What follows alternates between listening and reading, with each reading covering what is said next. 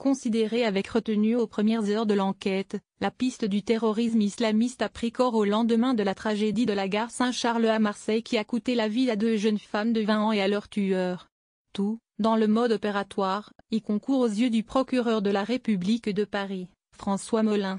L'attaque au couteau dans une gare correspond au mot d'ordre permanent de l'organisation terroriste Daesh, a observé lundi le haut magistrat qui a précisé en outre que l'agresseur a commis l'indicible cri bien avant que l'État islamique ne revendique, dans la soirée de dimanche, cette équipée sanglante via son organe de propagande Hamac. Le parquet antiterroriste s'est donc naturellement emparé du dossier à cause saisit la Direction centrale de la police judiciaire, DCPJ, et la Direction générale de la sécurité intérieure, DGSI.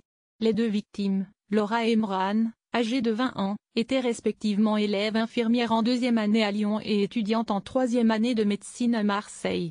Cousine, elles s'étaient donné rendez-vous dans la cité phocéenne pour fêter, avec quelques jours d'avance, l'anniversaire de Laura, par ailleurs cheftaine chez les Scouts et Guides de France. L'exploitation de la vidéosurveillance a permis de retracer les circonstances de leur assassinat, perpétré à 13h45. Arrivé en gare à 13h32. L'agresseur grimpe l'escalier monumental et paraît sur le parvis à 13h38. Il y reste assis sur un banc pendant 7 minutes avant de se lever soudain et de passer à l'action. Armé d'une lame longue de 20 cm et d'un second petit couteau de cuisine en inox, il bondit sur sa première victime et la frappe mortellement à plusieurs reprises.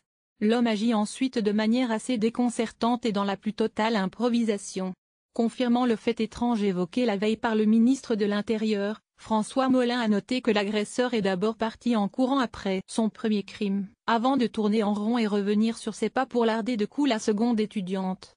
Une passante courageuse a tenté, en vain, de stopper la séquence en s'interposant à l'aide d'un porte-drapeau. À la vue de la patrouille Sentinelle, le fanatique s'est lancé en direction des militaires en invoquant une ultime fois Allah. Après les sommations verbales d'usage, les soldats l'ont neutralisé de 2 balles de fusil d'assaut. Outre ses armes blanches retrouvées à une dizaine de mètres, l'examen de son téléphone mobile pourrait éclairer les policiers sur ses possibles liens avec l'organisation d'Abou Bakr al-Baghdadi, sorti du silence la semaine dernière pour appeler ses fidèles à la poursuite de la guerre partout.